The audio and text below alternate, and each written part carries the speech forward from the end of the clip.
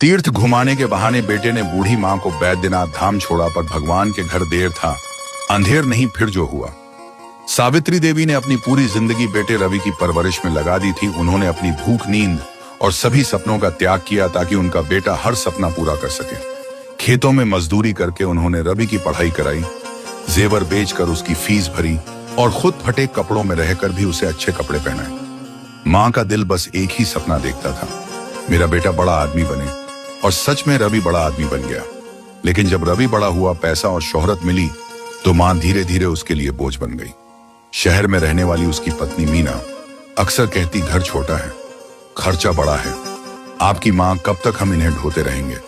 रवि कभी चुप रह जाता, कभी हल्के गुस्से में कह देता, माँ आप थोड़ा संभल कर रहा करो, क्यों हर बार बीमार हो जाती हो। सावित्री सब सुनती, लेकिन होठों पर शिकायत का एक शब्द नहीं लाती। उनके लिए बेटे के घर की दहलीज ही मंदिर थी।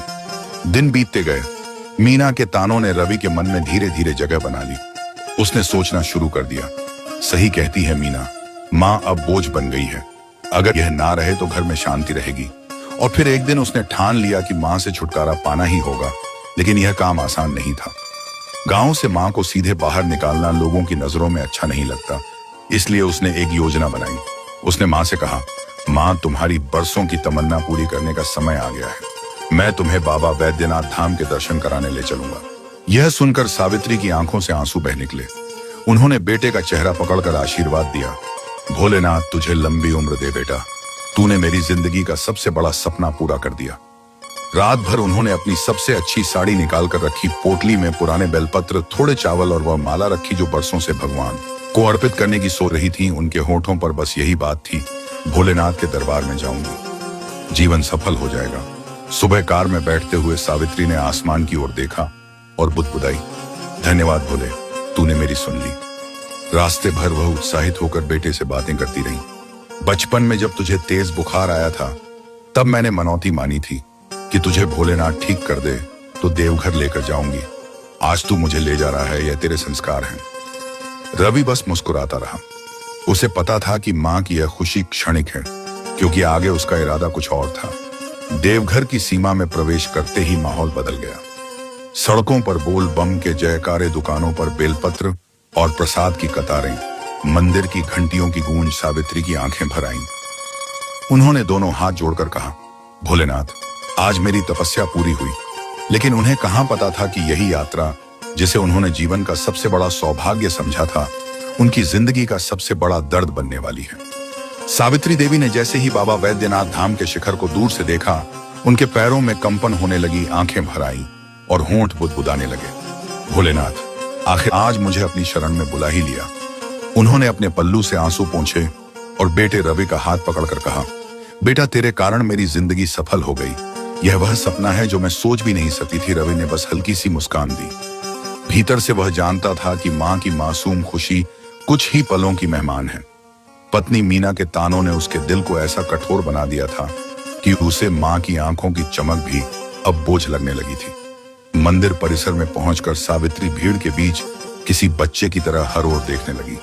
बेलपत्र की दुकानों पर रुकी गंगाजल की छोटी बोतलों को हाथ में उठाया और हर भक्त को देखकर बोली, कितना पुण्य है इस जगह का, आज तो मेरी आत्मा तृप्त हो गई।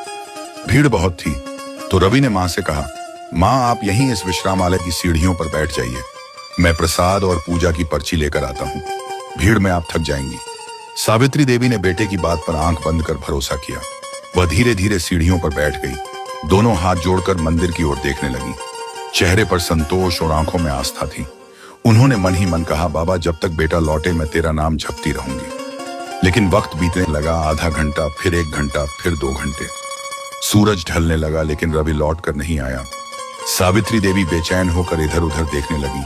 हर आते जाते चेहरे में उन्हें बेटे का चेहरा नजर आता।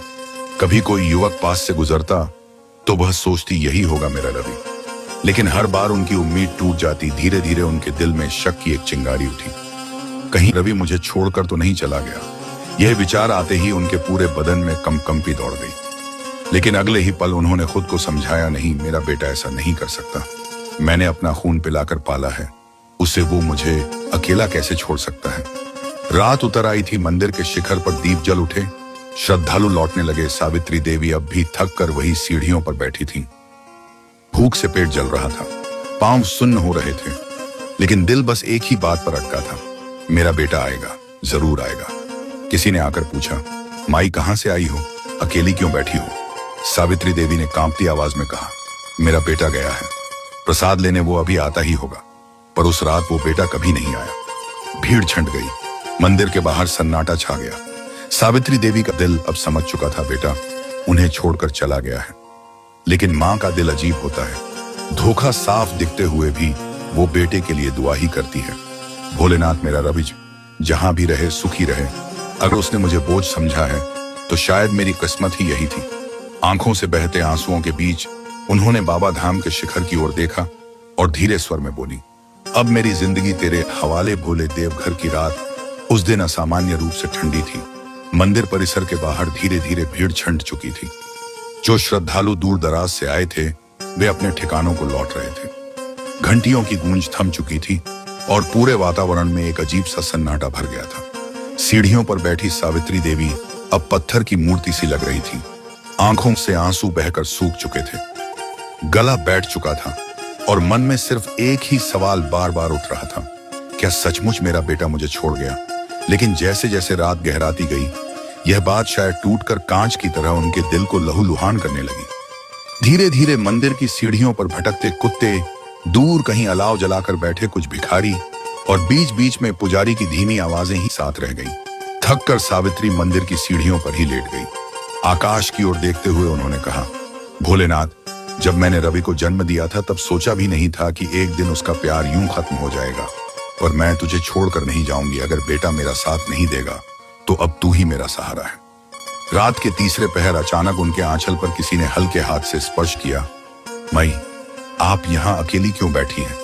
यह आवाज एक मंदिर के पुजारी की थी जो देर रात अपने कमरे की ओर लौट रहा था। सावित्री ने कांपते हुए कहा, मेरा बेटा वो गया है, प्रसाद लेने आएगा। अभी पुजारी ने उनकी हालत देखी और तुरंत समझ गया कि यह कोई साधारण स्थिति नहीं है।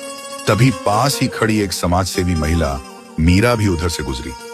उसने जब बूढ़ी मां की आंखों से बहते आंसू और कांपते हाथ देखे तो उसका दिल पिघल गया।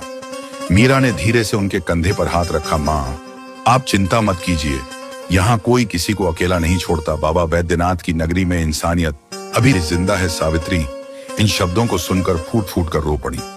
पहली बार उन्हें लगा कि अजनबियों के बीच भी कोई अपना हो सकता है।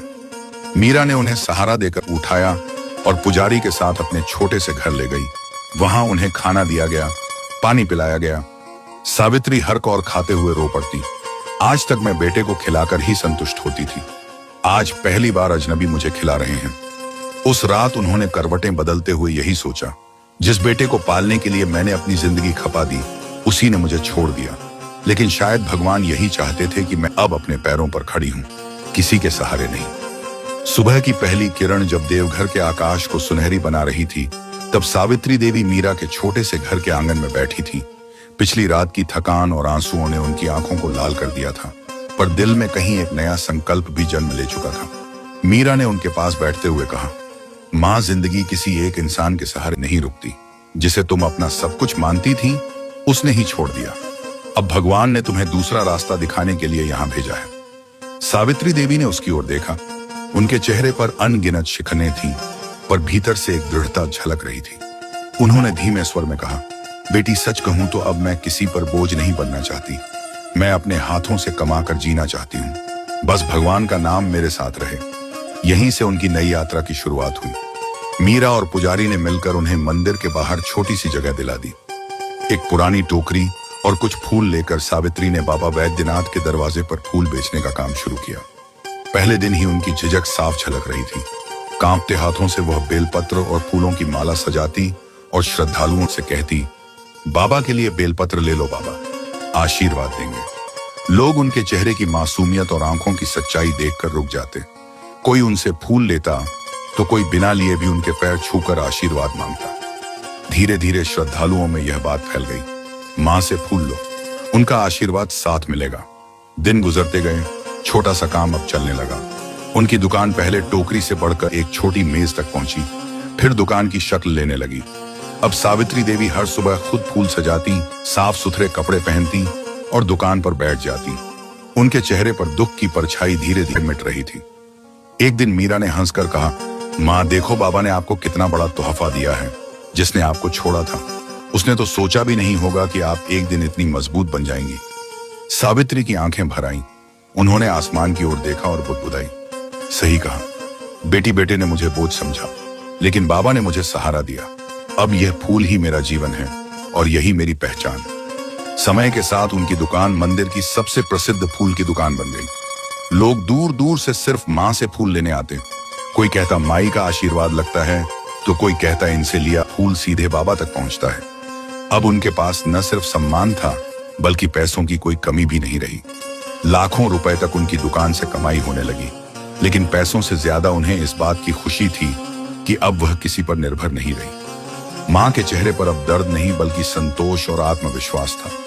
वह अक्सर श्रद्धालुओं से कहती, बाबा वैद्यनाथ की नगरी में जो भी आता है खाली हाथ नहीं जाता। मुझे बेटा छोड़ गया था, लेकिन बाबा ने मुझे नया परिवार दे दिया। भीड़ भाड़ वाले उस मंदिर के बाहर फूलों की खुशबू और श्रद्धा के गीतों के बीच सावित्री देवी अब किसी छोड़ी हुई माँ की नहीं, बल्कि एक आत्मनिर्भर माँ की पहचान बन चुकी थी। बरसों बीत गए, देवघर की गलियों में अब एक नाम हर जुबान पर था, माँ की फूलों की दुकान। बाबा वैद्यनाथ के मंदिर में आने वाला हर श्रद्धालु मानो बिना वहां से फूल लिए दर्शन अधूरे समझता। बूढ़ी सावित्री देवी अब सिर्फ फूल नहीं बेचती थी, बल्कि हर फूल के साथ आशीर्वाद भी देती थी। जिन हाथों ने कभी बेटे के लिए रोटियां सेकी थी, वही हाथ अब लोगों के माथे पर दुआ के लिए उठते थे। समय ने उनके घाव को भरा तो नहीं, लेकिन उन्हें इतना मजबूत जरूर बना दिया था कि अब वो किसी पर निर्भर नहीं रही। उनके चेहरे पर संतोष की चमक थी, आंखों में दृढ़ता और आवाज में विश्वास। इसी बीच एक दिन मंदिर परिसर में भीड़ में अचानक एक चेहरा दिखा।